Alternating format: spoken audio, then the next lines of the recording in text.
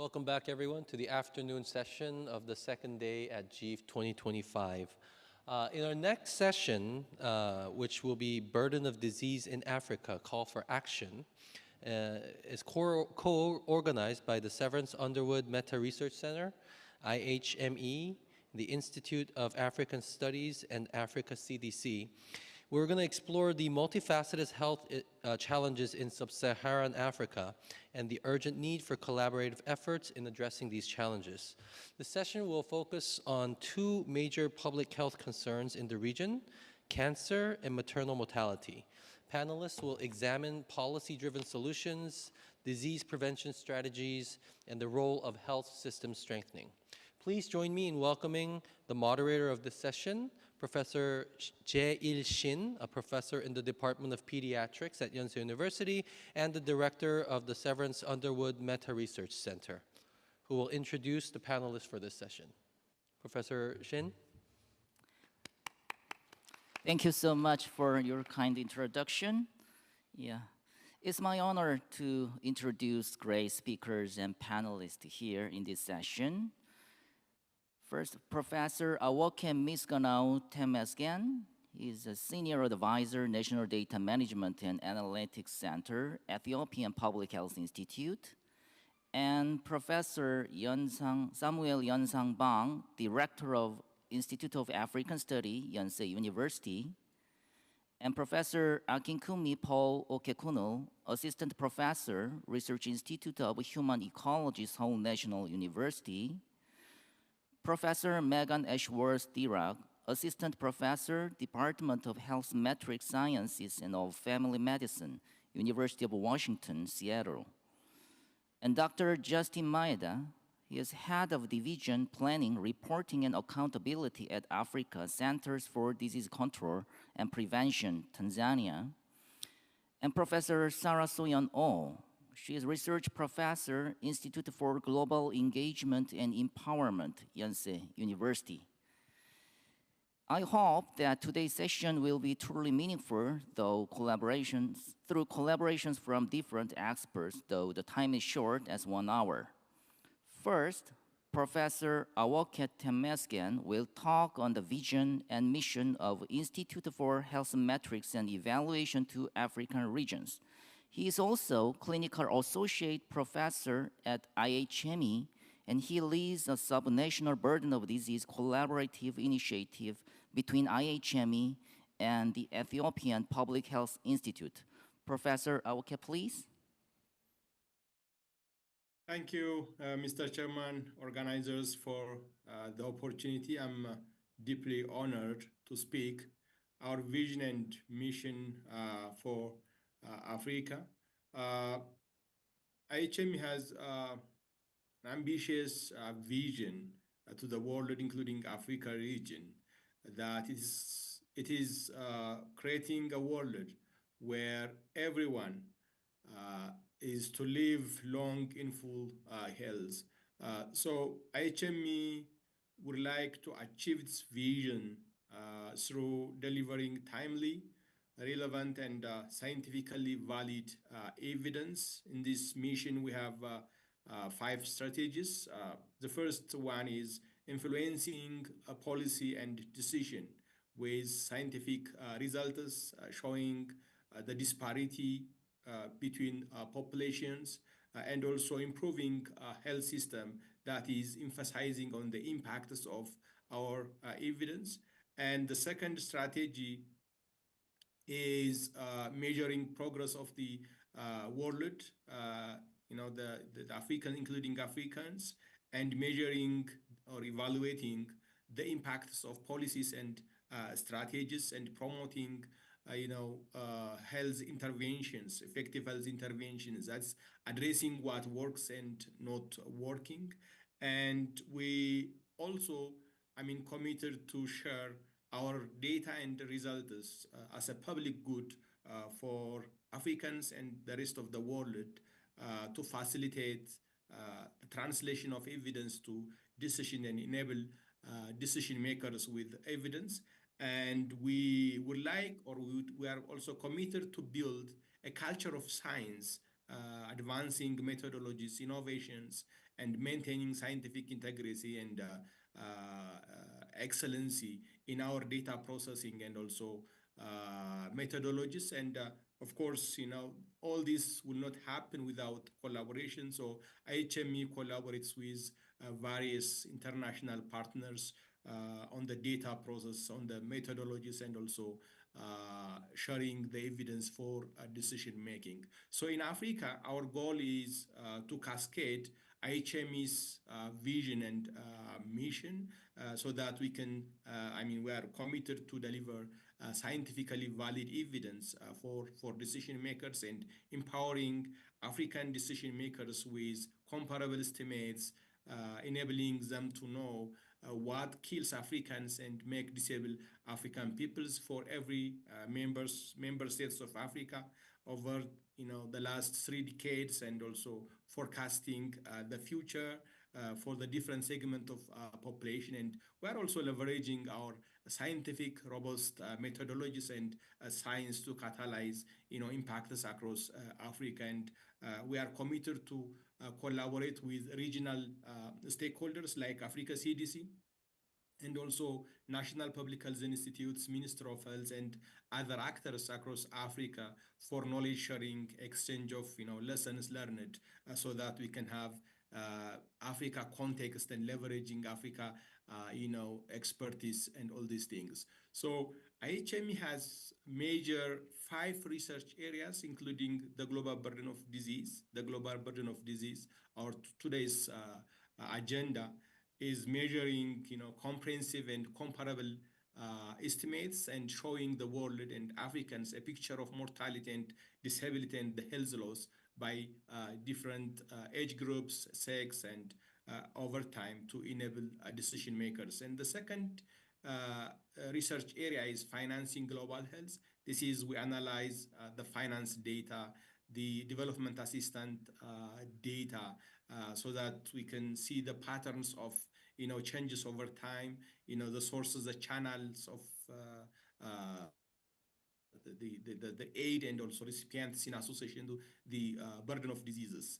And the third one is local and small area estimation. This is at granular level to see the continental for specific health outcomes like malaria, diarrheal disease, lower respiratory infection, and others, so that enabling local decisions with this kind of high resolution estimates. And the fourth one is the future health scenario. This is forecasting our global burden of disease study, hundreds of diseases, just forecasting with risk factors, so that researchers, policymakers, decision makers can see the future with these estimates and proactively design the strategies, interventions, and policies. And the last one is antimicrobial resistance, that IHMEs recently started to work on this, in association to the global burden of diseases. So what are the attributes of, attributed diseases and disabilities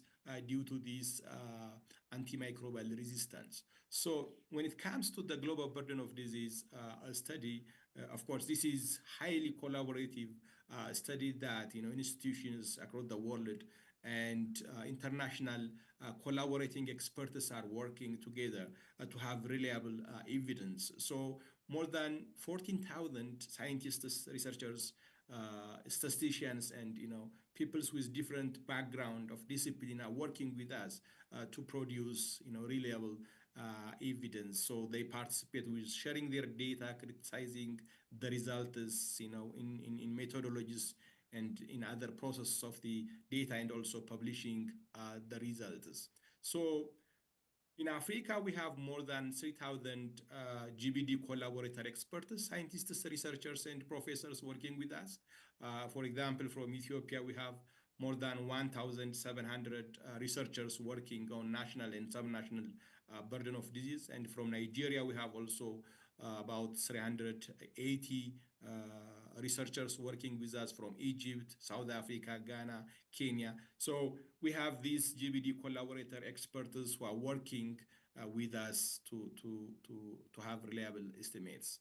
It's not only the collaborator experts, it's not only the scientists, but institutional partnership is also very important for these GBD and IHME efforts worldwide. So 61 institutions are collaborating, partnering with IHME in producing policy-relevant estimates, catalyzing innovation, knowledge exchange, and creating solutions for health threats. So from Africa, Ethiopian Public Health Institute, where I am based now, Africa CDC, and also NIH of the Mozambique, the three institutes are working with us to have this high impact GBD and other research results. Thank you. Over to you, Mr. Chair. Thank you so much for sharing the mission and vision of IHME and their great contributions to the health in Africa and to reduce the burden. Okay, the next is Samuel Yonsang Park will talk on the vision and mission of Institute of African Study, Yonsei University. He is also professor of intercultural studies and world Christianity, College of Theology, United Graduate School of Theology, Yonsei University. He studied philosophy and religious studies in State University of New York and intercultural studies in the University of Edinburgh, Scotland. His pioneering spirit gave birth to the Institute of African Studies in Yonsei University. Professor Samuel, please. Thank you very much for kind introduction. It's more than what I am. Thank you very much. Good afternoon, everyone. I'm Samuel Pang. As Professor Shin introduced, I'm a director of the Institute of African Studies at Yonsei University. I'm so honored to be here today to discuss the critical issues, burden of disease in sub-Saharan Africa, and how the Institute of African Studies at Yonsei University is working to address these challenges. I just heard the IHME's mission and vision is bigger vision than ours, but the Institute of African Studies at Yonsei University is a strong sign of commitment to working together with the continent in a very mutually beneficial and reciprocal manner. That is our commitment to Yonsei University. Whenever I walk into the Severance Hospital next to this building, I see the huge sign. It's with the love of God, free humankind from disease and suffering. It's just the biggest statement you could ever see. In that spirit, Yonsei University, we believe that global health is a shared responsibility. Our mission is to foster meaningful partnership and conduct impactful research and develop solutions that contribute to improving healthcare in sub-Saharan Africa. So,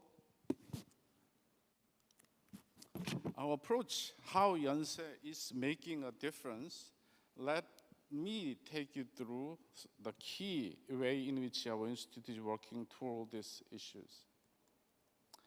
We encourage the collaborative research and health solutions. One of our main focus is the research. We're building strong partnership between Yonsei healthcare institution and African universities to address major health challenges, from the infectious disease like malaria, HIV, to the growing burden of chronic conditions such as diabetic and hypertension and cancer. Whenever I talk with the ambassador from the global south, especially Africa, they are talking about so much of this hypertension and diabetes and such disease. Through the interdisciplinary research, we as an institute are encouraging and developing a culturally sensitive and region-specific intervention that make a real impact on the public health. And the other one is the knowledge sharing and capacity building. The research alone is not enough. Sharing knowledge is just as important. That's why we put the workshop and the conference and exchange program with other institutions. Time is very much limited, so I'm going to push myself a little bit further. And the other one is a policy advocacy and a global partnership. Health challenge cannot be solved in isolation.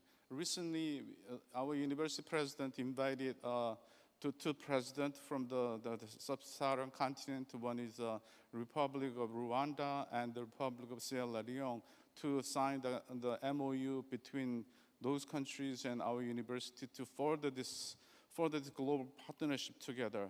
So this, under the leadership of our Yonsei University President Dong Sub-yoon, we have so many different engagements with African ambassadors, African colleagues, African institutions, and so many different, the Minister of Education, Minister of Foreign Affairs, Minister of the Health System, they are working with us right now.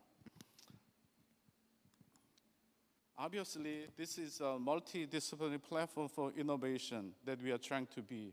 The Institute of African Studies at Yonsei University is just more than a research center. It is a hub for promoting the collaboration. So we bring together scholars and healthcare professionals and social scientists and the policymakers to explore innovative solutions to the health challenges. So by integrating experts from these kind of fields, such as public health, such as a professor next to me, sociology, economics, and environmental studies, we ensure that our approach is holistic and impactful. Industry collaboration and healthcare development. Since the beginning of the institute, we have been in contact with so many different pharmaceutical companies and institutions, such as the company that it was listed here. And we like to connect the whole Korean healthcare system and industry with the African partners. So we are working with the pharmaceutical companies and universities in Africa and in Korea, and Yonsei University especially, hospital to support healthcare infrastructure development in Africa, building hospitals and supporting medical education. African Institute is engaging with other partners in Africa to explore further collaboration in building and supporting education program just right now. Through this is a partnership, we like to bridge the gap between knowledge and action to create real and tangible healthcare improvement. The other one is, this is an exciting thing. I think student exchange and faculty exchange program is really, really important. Finally, we believe in learning by doing it. So our institute is really encouraging our student to faculty exchange program.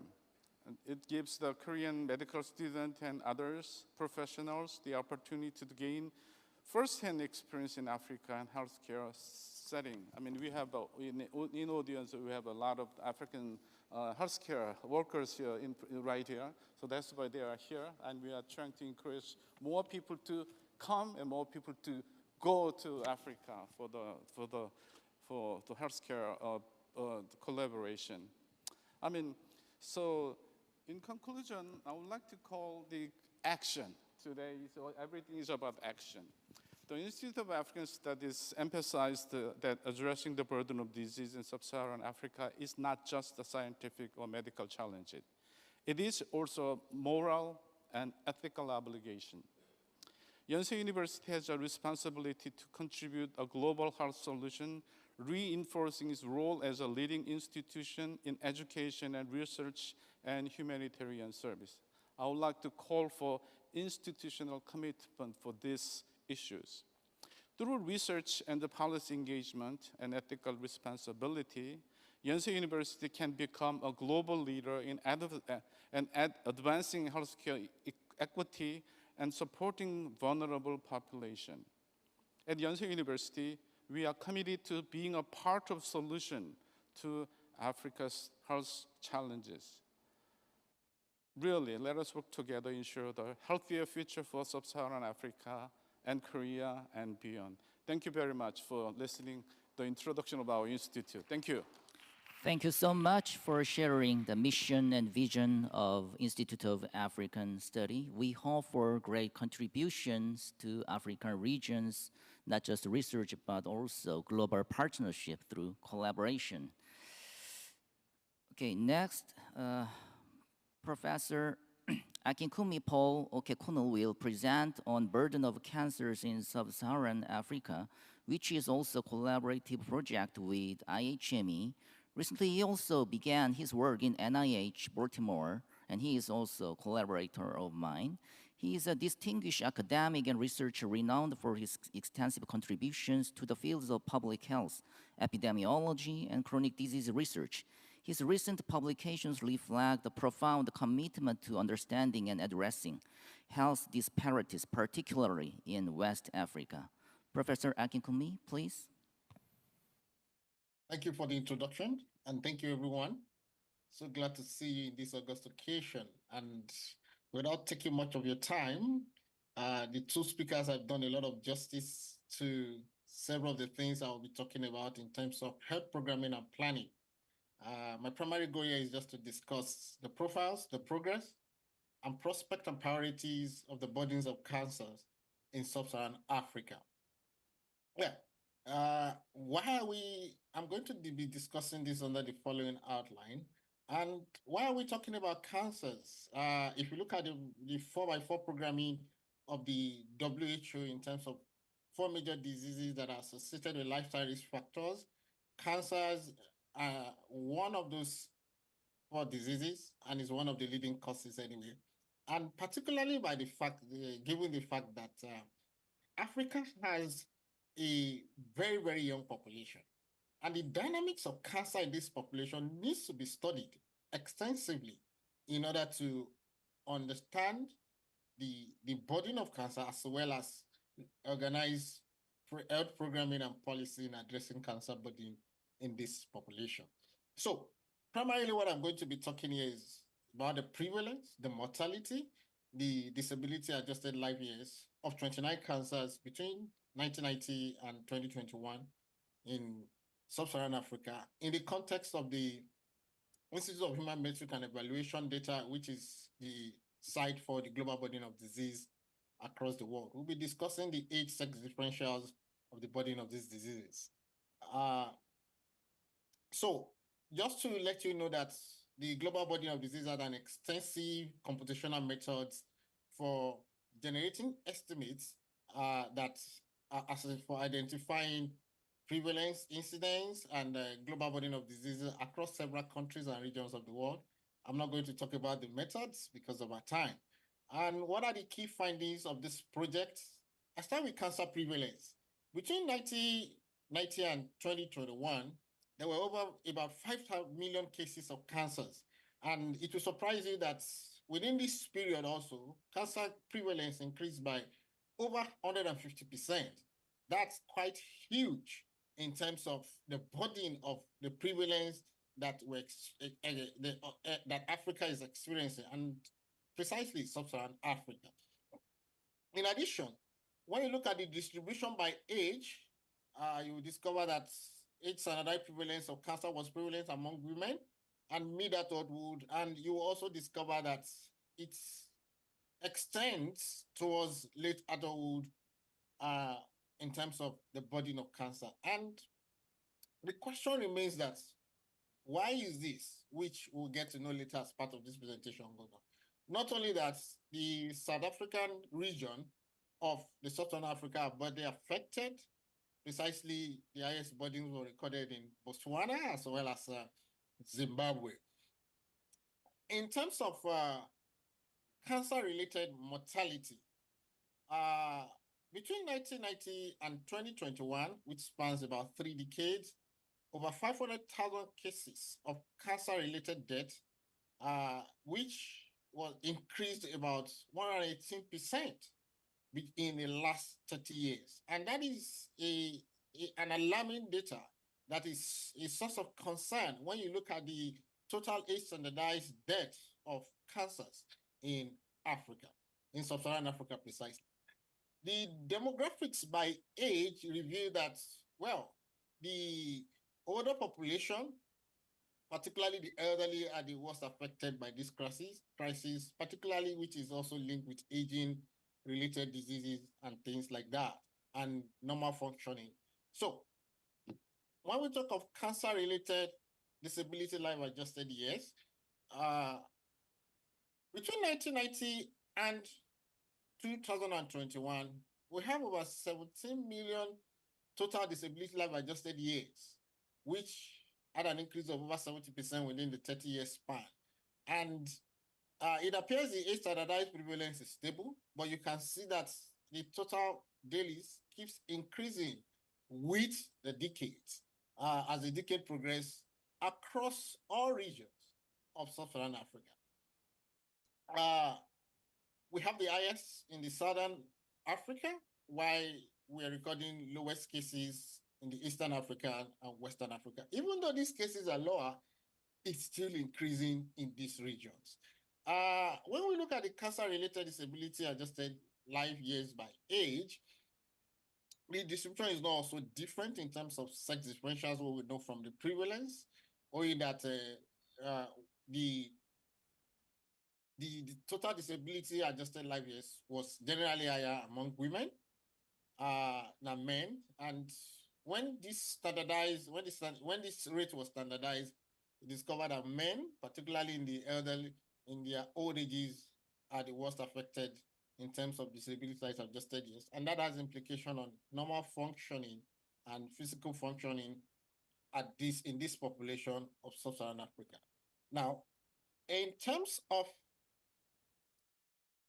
the region, you also discover that the region that had the highest prevalence also had the highest disability life adjusted years in terms of that rate.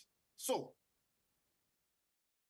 by country distribution, the disability life adjusted years increased significantly or worsened in these Southern African countries, Lesotho, Zimbabwe, Eswatini, and the rest. And Ethiopia, Rwanda, and Burundi were recording a significantly lower trend, a trend towards a decrease in the disability life adjusted years, and courtesy of several interventions in some of these countries that are put in place to help to support in those countries.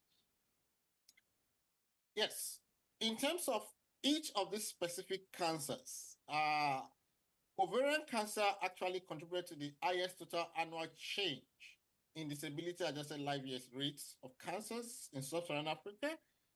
And this is the overall result independent of sex. But when we look at the sex differentials by male and female, I will discover that reproductive cancers plays a role in this by sex. So for example, cervical cancer and breast cancers were accounted for the highest cancer-related disability life adjusted years among women, while the prostate cancer accounted for the highest disability life adjusted year rates among men.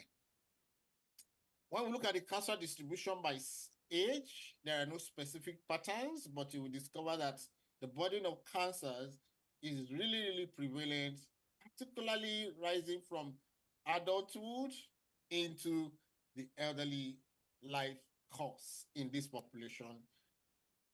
Looking by the distribution also of the countries where this cancer-related disability life adjusted years are rampant, you will discover that the Southern African countries presented higher estimates, but you will also discover as well that the distribution, this pattern are actually quite similar across these countries at the same time, even though the higher rate is from the Southern African region of Sub-Saharan Africa. So let me just summarize what I've been talking about in the last 5 minutes. One, the burden of cancer keeps rising, particularly in late adulthood and actually in the Southern Africa region. Similarly, cancer-related mortality, is also increasing, particularly men and the elderly are the worst affected in terms of this mortality. At the same time, the cancer-related disability life adjusted years, though stable, but similarly men, older adults, and populations from Southern Africa region experiences the highest disability adjusted life year rates. And finally, reproductive cancers account for the higher disability life adjusted years in Sub-Saharan African population. And this raises a question where intervention should be directed in terms of health programming and resource allocation for cancer management and by extension non-communicable diseases in Africa. So, what are the key points I want to finalize this presentation with? Yes, because of this trend that we have seen in the last 3 decades, you would agree with me that cancer prevention and control strategies currently in Africa is not adequate.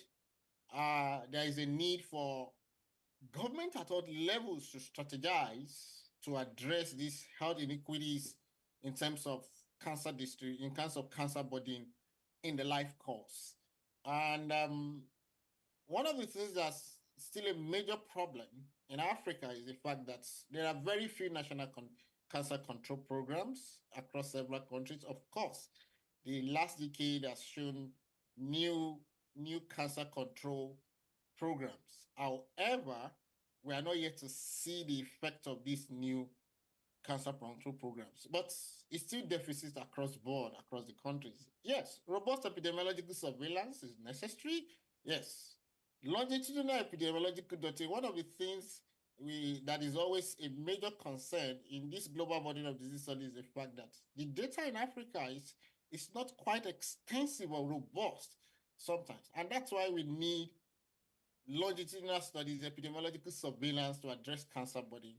And just like Professor Yan mentioned earlier, we need a adequate staffing, which include capacity building, not only capacity building as a matter of fact, but capacity retention in the context of adequate funding and infrastructure to address the burden of cancers in Sub-Saharan Africa.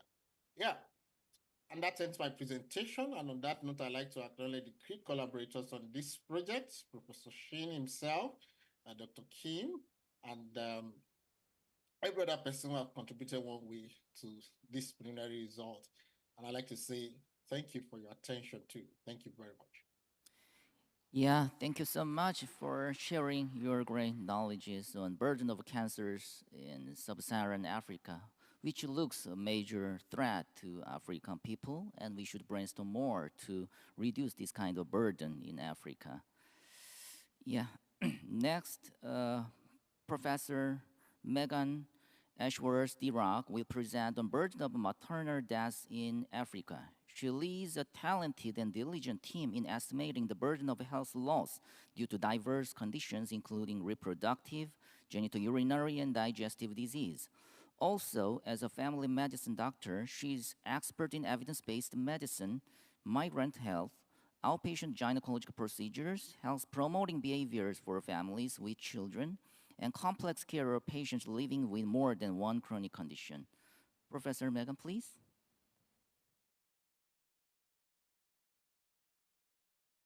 Thank you. I'm honored to be invited to speak today about maternal mortality in Africa as estimated by GBD 2023. Today, I will provide some very brief background on maternal mortality measurement in the Global Burden of Disease Study, then share maternal mortality estimates for countries in Africa, examining how estimates for 2023 compare to estimates for other countries around the world, and comparing the temporal trends in different super regions of the world and how they've led to today's current status. I will then look more deeply at variation in maternal mortality across regions and countries within Africa, highlighting extreme differences in temporal trends from exemplary progress to essentially no change in 35 years. As guidance for action, I will look at our estimates of the causes of maternal death across regions of Africa and over time in order to highlight the kinds of interventions that have had impact and have potential for future impact. I'll only spend a minute on context, but as part of the GBD's comprehensive global effort to estimate epidemiologic levels and trends, we estimate the occurrence of maternal deaths, which we define to include deaths directly due to obstetric complications or indirectly caused by pregnancy exerting an exacerbating effect on comorbid disorders, during pregnancy or for up to 1 year after pregnancy ends, excluding accidents and incidental deaths. This definition is referred to in ICD-11 as comprehensive maternal death. We make estimates for 204 countries annually since 1990, separately for 5-year age groups extending from 10 years old to 54 years old, although results are often presented in aggregate for 15 to 49 or 10 to 54. Our estimates employ numerous diverse sources of data on maternal and pregnancy-associated mortality, as well as estimates made earlier in the GBD production cycle for population size, fertility rate, and all-cause mortality rate. We produce estimates of counts of maternal deaths, the rate of these deaths occurring in the female population, and the ratio of these deaths to live births in a population, as well as the number of years of life lost due to maternal deaths. We often view results in comparison to targets, and specifically a target from the Sustainable Development Goals of reducing maternal mortality ratio to fewer than 70 deaths per 100K live births across all women aged 15 to 49. Maternal mortality remains a substantial cause of death for women aged 10 to 54, even in 2023, causing nearly 6% of deaths in this age group worldwide and over 10% of deaths in this age group for women in African Union countries. Viewed across women of all ages, these are impactful due to the relatively young age of mothers, causing nearly 2% of years of life lost to premature mortality among all women in 2023, and more than 4% of YLLs for all women in African Union countries in the same year.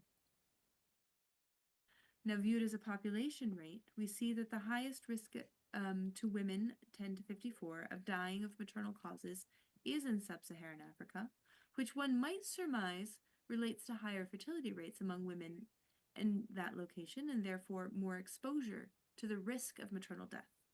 But when we shift this map to the left and place it in comparison on the right to maternal mortality viewed as a ratio relative to live births, we see comparable disparity, demonstrating that pregnancy and childbirth are not only more common in Africa, but substantially less safe.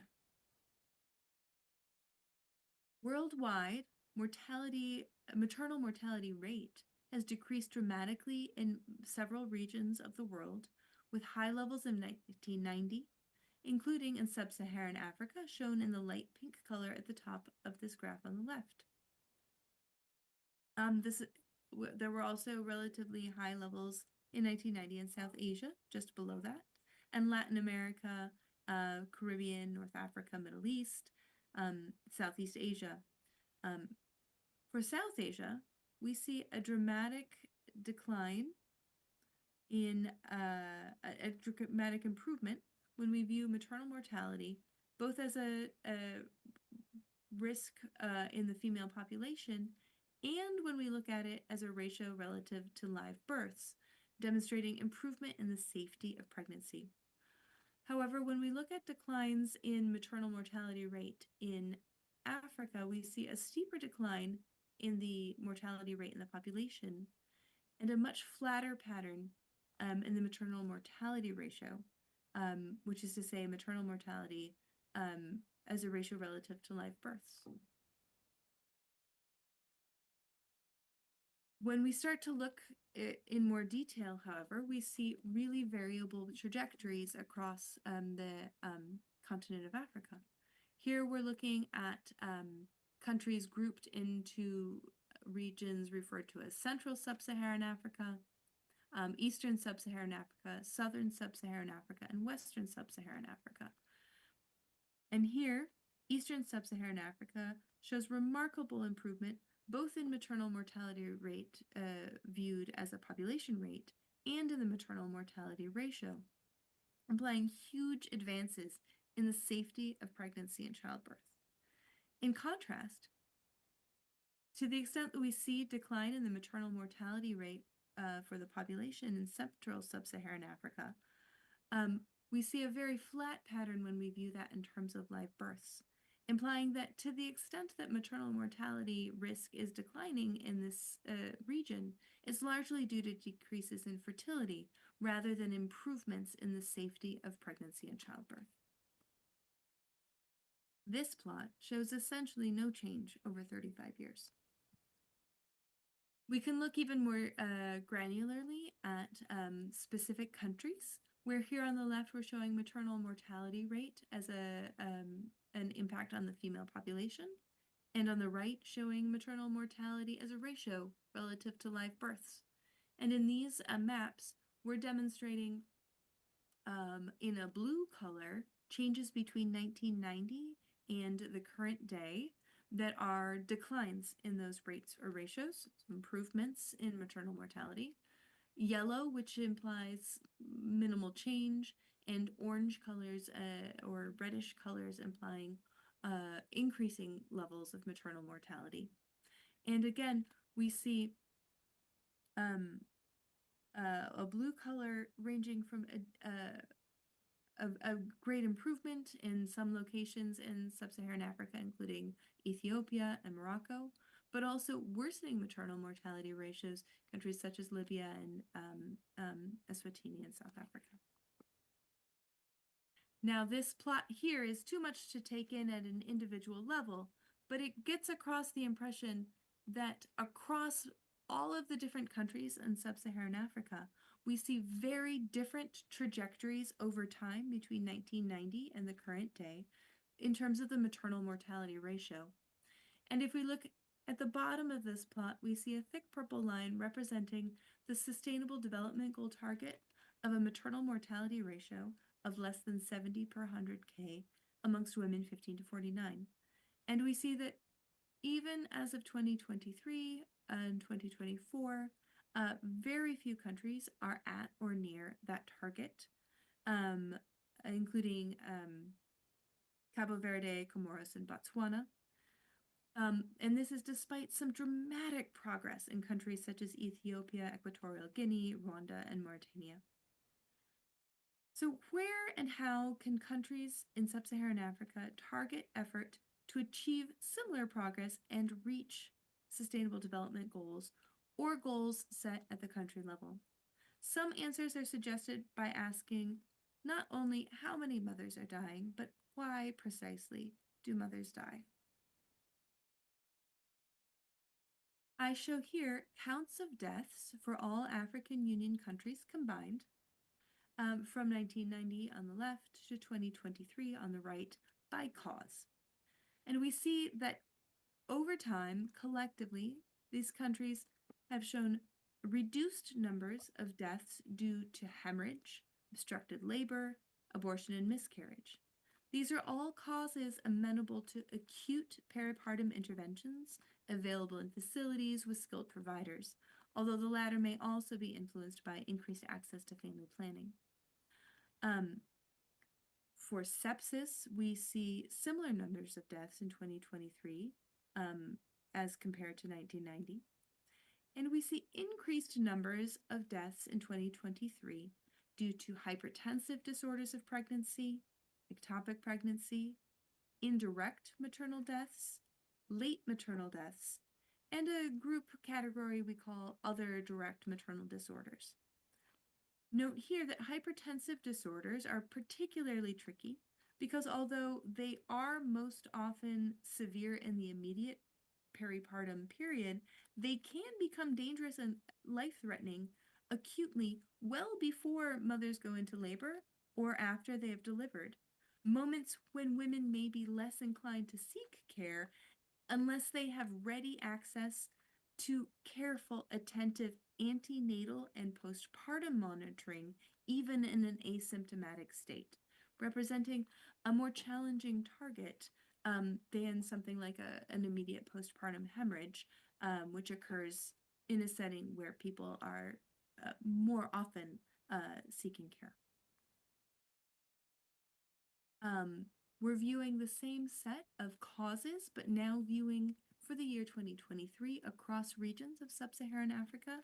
And we see, in the current day that hypertensive disorders are a particularly large target for intervention for improving maternal mortality in Western sub-Saharan Africa, although hemorrhage and sepsis also remain important causes along with hypertensive disorders across all regions. So some conclusions. Maternal mortality remains a tremendously important cause of death in sub-Saharan Africa. We believe there's been insufficient progress made to establish the safety of pregnancy for all women in African countries. Few countries are on track to meet SDG targets, but there are some inspiring examples of progress, both by country, such as the tremendous improvement in maternal mortality ratio since 1990 in Ethiopia, and by cause, where we see that for specific causes of maternal mortality, where particular kinds of interventions and in particular settings of care, tremendous impact can be made, such as for hemorrhage and that immediate postpartum time. Thank you for your time, and I look forward to hearing from the rest of the speakers on the panel. Thank you so much for sharing your great knowledges on maternal deaths in the real situation in Africa. So we need to do much things, and we should brainstorm more to tackle this problem. In some countries, generally decreasing, but some countries are increasing, and so the causes might be different among countries. So we should look at the data more and brainstorm more. Collaboration will be important. Okay, thank you. And next, Dr. Justin Maeda will present on action and role of African CDC to reduce the burden of diseases in Africa. He is a transformative global health leader, creative manager, disease detective, and great mentor from Tanzania. Over the past years, he has led healthcare delivery and public health programs and designed solutions in epidemiology and disease intelligence within Africa. His leadership in pioneering public health research, championing of organizational transformation, and institutional development and mentorship in global health leadership, where he has nurtured the next generation of health professionals, have left a lasting impact. Dr. Justin, please. Thank you again for inviting me. As stated earlier, my name is Dr. Justin Maeda. I'm the head of planning, reporting, and accountability, and I'll be presenting on behalf of Africa CDC on this very crucial topic on the action and the role of Africa CDC to reduce the burden of disease in Africa during this GEEF 2025 meeting. So let me start here by taking you through the history of Africa CDC and why was it established. During the AU Special Summit in Abuja, where the head of state and government within the African continent took a stock of the progress that has been made on things that has been claiming the lives of Africans and also leading to loss of productivity in the continent. This is TB, HIV, malaria. They noticed the progress that has been made over years in ensuring that the health of the continent, especially on these three areas, have been reduced to a significant proportion. And the progress required to be sustained. But at the same time, they also noticed of the imaging and reimagining health events that also has a potential of claiming many lives of the Africans and the need of addressing them comprehensively. So they thought and say, let's have a continental public health agency of our own that will be ready to focus on the prevention and ensuring that they protect the health of the continent against these new challenges that are coming to the continent, and that have a potential of causing and leading to loss of lives and reduced productivity and impede the good progress that is need to be put into developing the economies of the continent. Within the same, it was the same year that we also were celebrating 50 years of existence of the OAU and AU in general. And at the same time, we're setting a very ambitious agenda of Agenda 2063, the Africa that we want in the next 50 years.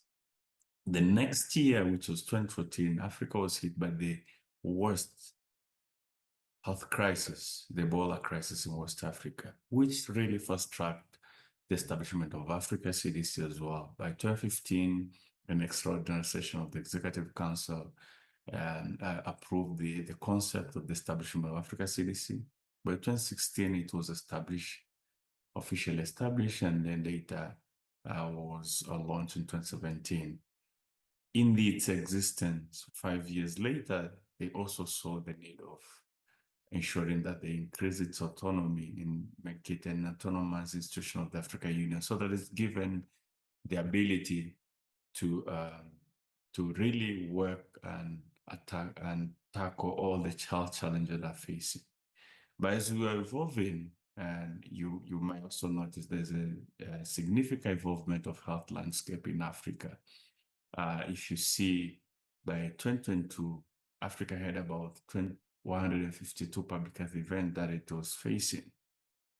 These are the outbreaks and other public health emergency events that were really costing lives of its citizens, as well as causing a lot of ill health and disrupting some of these economic activities and livelihood.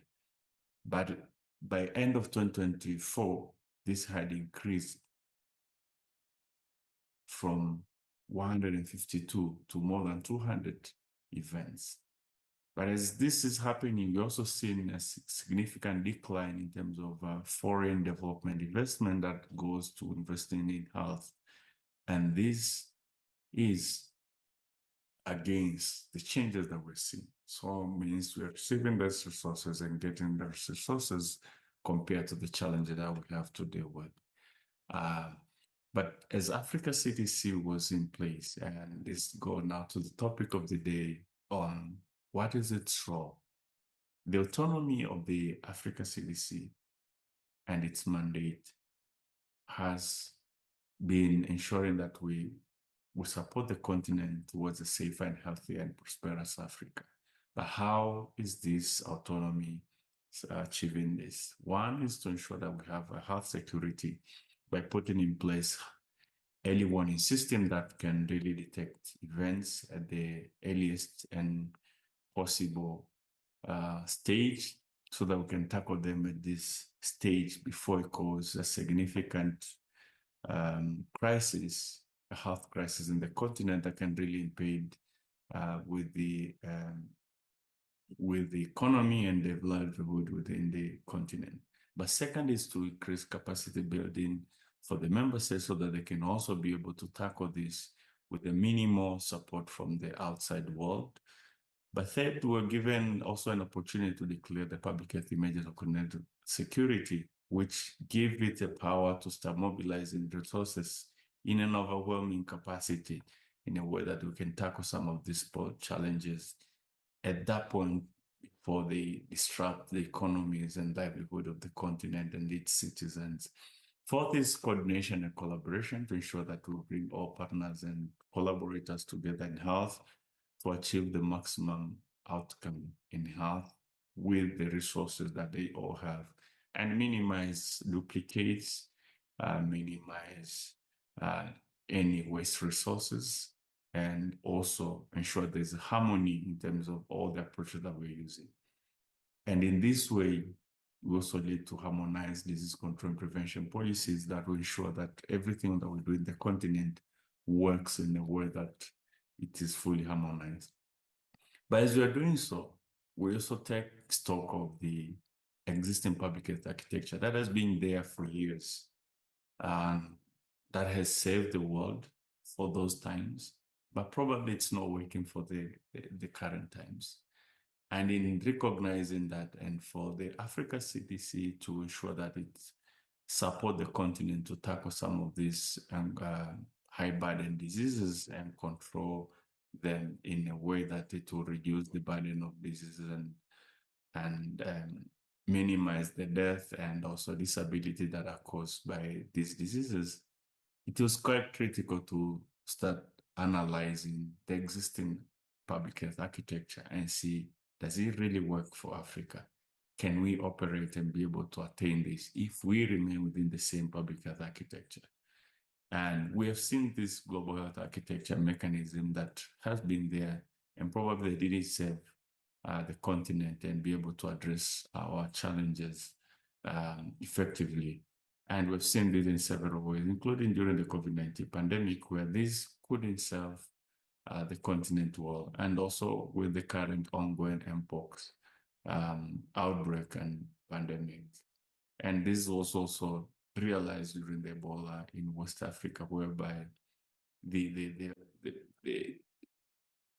disease or the epidemic had existed for more than 6 months, and they had devastated the economies of those countries that were affected within the West Africa, but was never declared a public health emergency of international concern until when we had some few cases that had jumped to the Europe and the North America.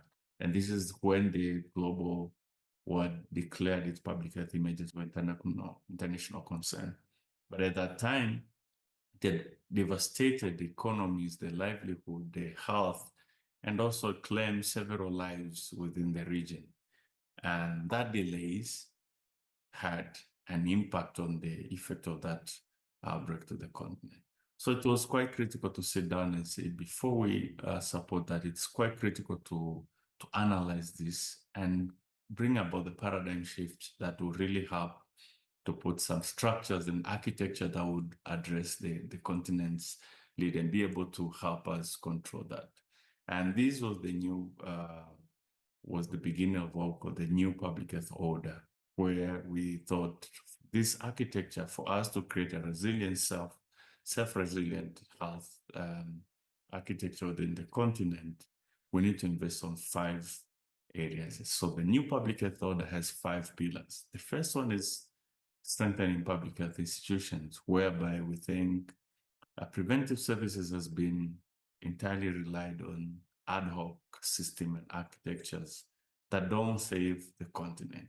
We need to ensure that all the public health efforts are institutionalized in well-established national public health institutes or institutions that are really specialized in preventing and protecting the health of the population.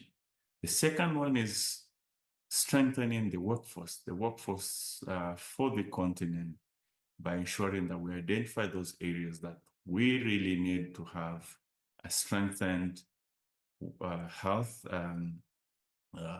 skills, and what are those skills that will really be used to address our challenges in health in the continent.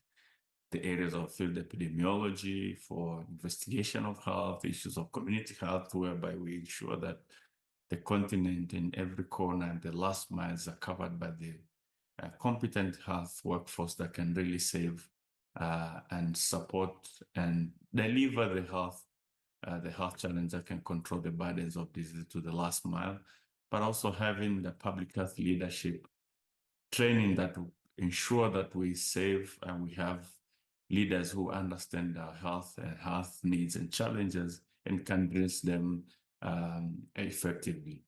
The third thing is increasing domestic health financing, especially health investment, by ensuring that we increase the health spending from the local resources in attaining the Abuja Declaration of 15% of health budget being covered or being financed from the local resources, but also other initiatives like the Lusaka agenda that target on the good use of the resources that are invested in health to attaining universal health coverage through primary health care. The fourth thing, and this is issues related to local manufacturing, to ensure that we're sustained in terms of those commodities, vaccine, diagnostic, therapeutics, and medical supply that we need during the emergencies, as well as to cover our routine services, health services.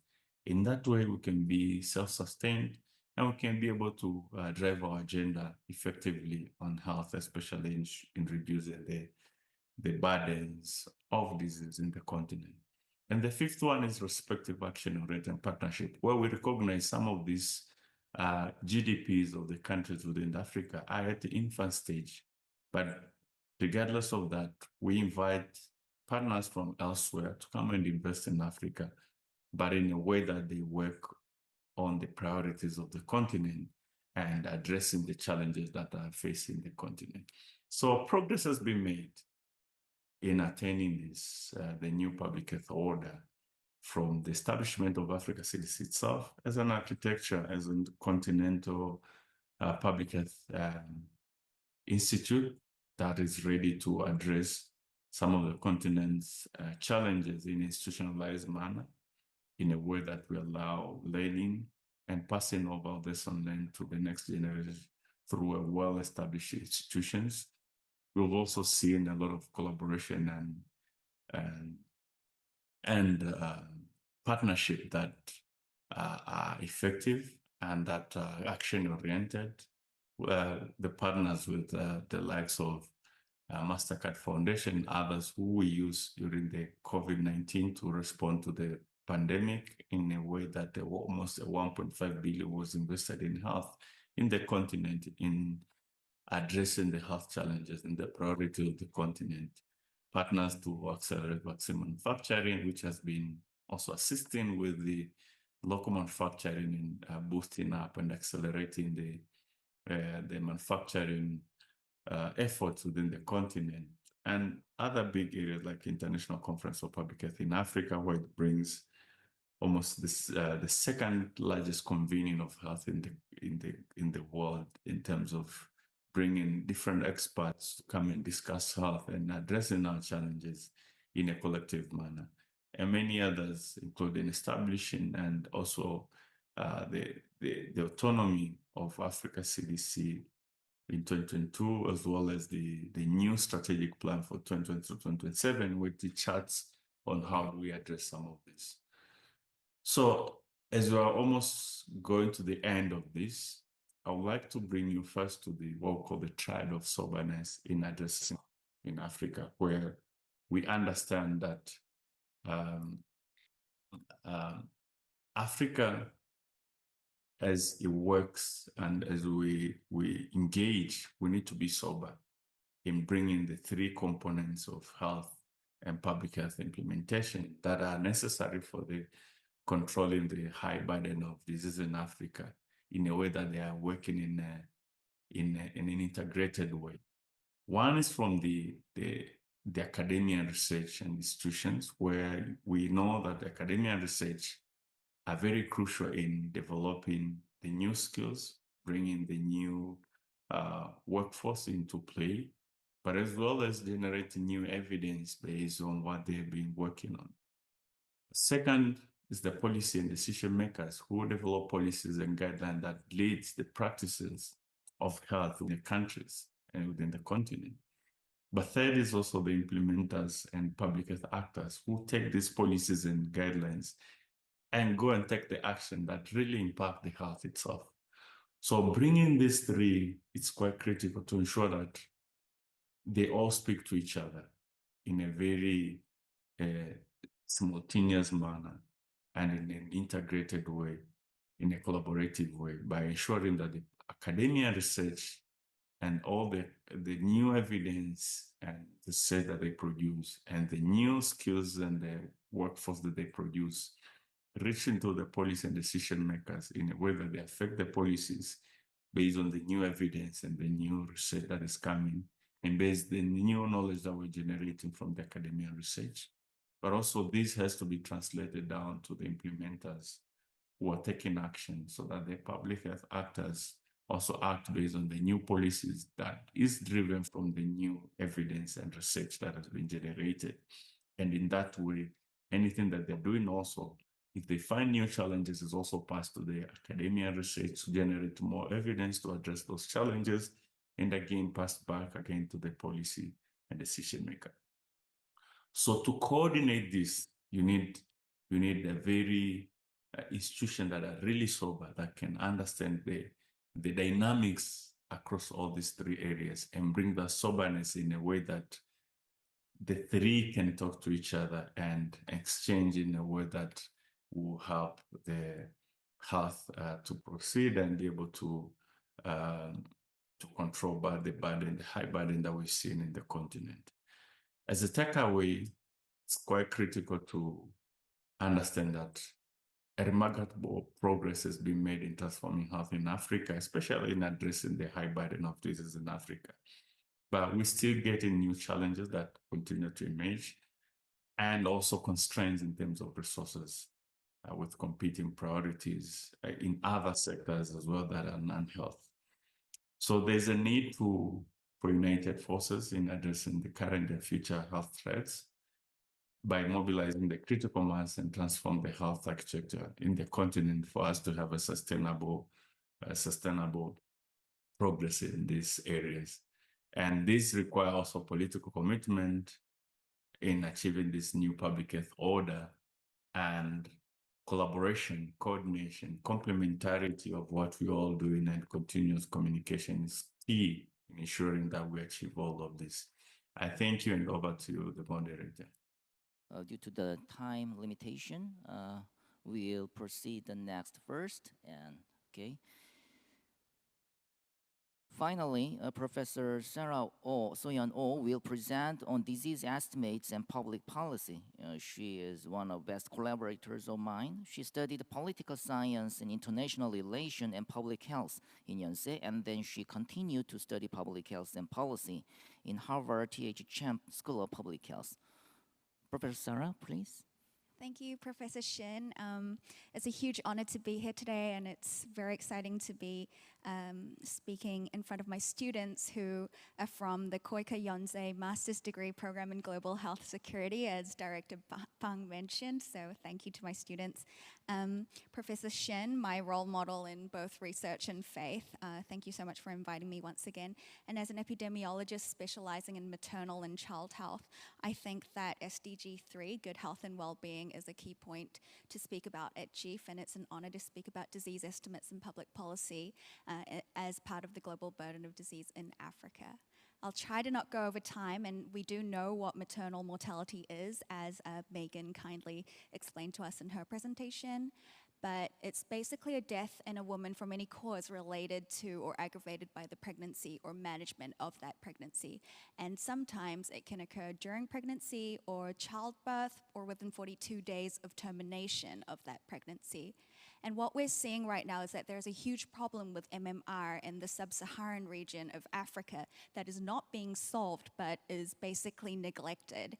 And a lot of previous WHO Director Generals have mentioned that the problem is not doing well, especially in certain regions of Africa that we're going to see today, especially western or southeastern parts of Africa. And I'd like to talk about two countries in Africa in detail. So we're going to look at Sierra Leone, basically because, as you can see from this figure, there's been a huge drop in MMR estimates from 2017 to 2020 in Sierra Leone, which was one of the 3 countries with the highest rate of MMR in the world. So although it is quite high relatively to other countries around the world, we're seeing that Sierra Leone has had huge investments into its infrastructure and basically reduced its MMR by 60% between this period.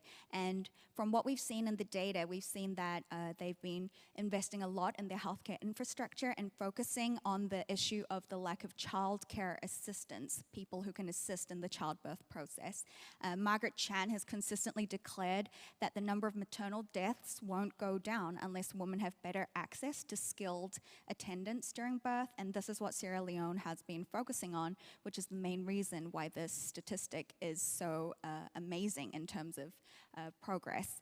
Contrastingly, from 2017, we've seen that Nigeria's maternal mortality rate has been increasing and is very high. So it was 917 per 100,000 live births and increased by nearly 14% between the period of 2017 and 2020. So what happened in Nigeria that did not happen in Sierra Leone?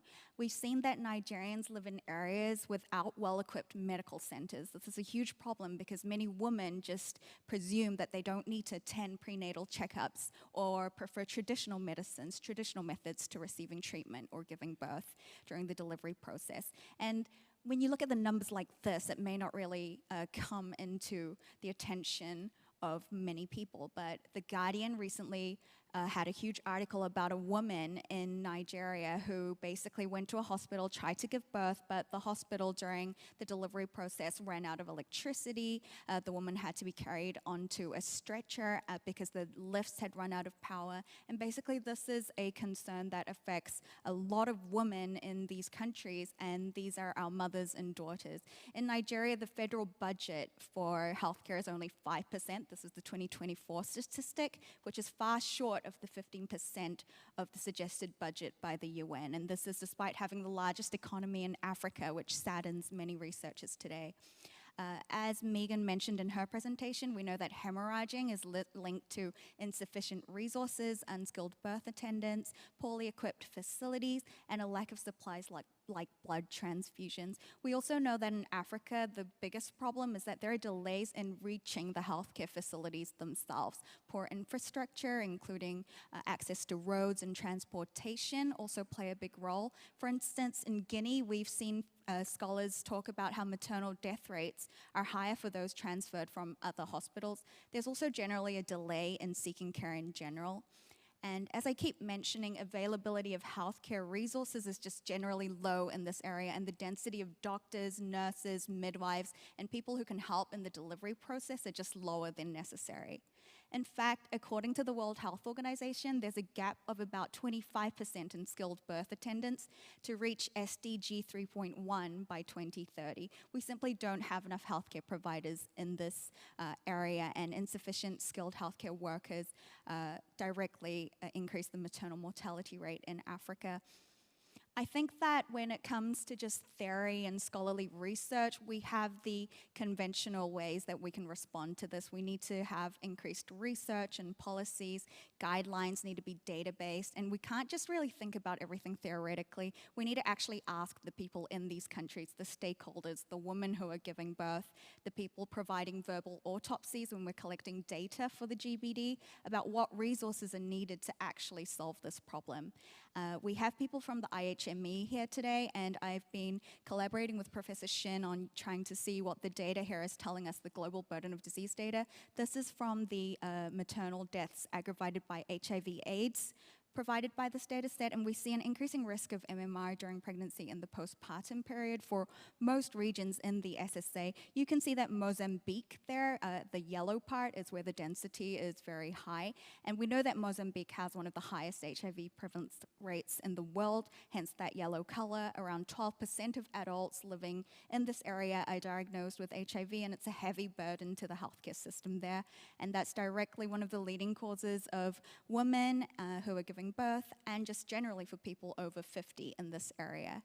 Also, the age standardized MMR rose between 1990 to 2021 by 12.66% in the SSA when it came to maternal death aggravated by HIV/AIDS. So we know that this is a very serious problem. And compared to Central and Eastern SSA, as you can see from the blue and green peaks in both of these figures for deaths and years of life lost, we know that in the Eastern SSA in the 90s, there are big peaks when it comes to deaths. And we also see from the early 2000s big peaks in the green for the Southern SSA region for years of lives lost and deaths related to HIV/AIDS. And when it comes to age, we also see that in Eastern Africa, we have someone from the Ethiopian CDC here, which is the second picture on the right-hand side corner, and the Western SSA on the bottom right. MMR increased among women, especially older women, but actually decreased among adolescents. And I've spoken out this region throughout my presentation, Nigeria and Sierra Leone, Western Africa, for example. So we know what's happening here on the Southwest Coast. And the statistics on HIV-related maternal deaths have been acknowledged by the WHO as difficult to analyze due to challenges like underreporting and misclassification. For example, we've seen that we gather data from studies like the Ethiopian Demographic and Health Surveys, but they're different from the data that's given in the IHME data sets or data provided by the UN or any data on MMS by the International Epidemiology Database to evaluate AIDS. And basically, the variability in data makes it difficult for our research to make a consensus about what is actually happening in these areas. I'd actually like to introduce a paper that was written by one of my students in the audience, Kennedy Yonsei from the Global Health Security Program. And basically, Kennedy and his team found that in Ghana, where he is from 2008, they've been issuing NAHS cards to women who are pregnant or trying to give birth. And basically, these women are able to receive free prenatal care, antenatal care, free health care for when they're delivering or trying to maintain good health during their pregnancies. But we've seen that there's actually not much statistical significance when it comes to the continuation of services that these women can get, mainly because, as Kennedy has explained to me in person, these women, it takes many weeks, sometimes months, for them to receive the actual cards and take full utilization of the various free facility-based delivery programs that are in place. And there are increases in facility-based deliveries by up to 21% in Ghana since the implementation of this program, but we're still seeing that there still needs to be a lot more research done into this field and what caveats there are to programs like this that are preventing these women, maybe too many out-of-pocket costs for them that are not fully attributed to the system or progress. I think that what the key message that I'd really like my students to take away from this is that the guest of honor for GEEF this year is Denis Mukwege, our Democratic Republic of Congo hero, and he said taking action means saying no to indifference. And I feel like the world has been taking very little action to what we can do to reduce this program for MMR. So I think it's very important that we think about this as a global community and try to understand how we can alleviate these problems in terms of the UN SDGs. Thank you. Thank you so much for your nice presentation and disease estimate and public policy. So there is a lot to discuss, but we have limited time, so I need to wrap it up. So I would like to extend my sincere gratitude to all the speakers for sharing their valuable expertise and insights on the health in Africa and their burden and the response to them. So their contributions have significantly enriched our discussions and broadened our understanding of the challenges we face. So I would also like to thank our audience for their participation throughout the day. And achieving the SDG will depend on ongoing collaborations and collective efforts as all things work together for good. I believe the power of collaboration that through collective teamwork across disciplines and countries with which we will be able to create meaningful, lasting change. Thank you once again for your contributions, and I look forward to continuing this journey together. Thank you so much, and have a wonderful day. Thank you very much, Professor Shin, for the great session, and to all the panelists as well. We have about 7 minutes until the next session. The next session will begin at 2:20.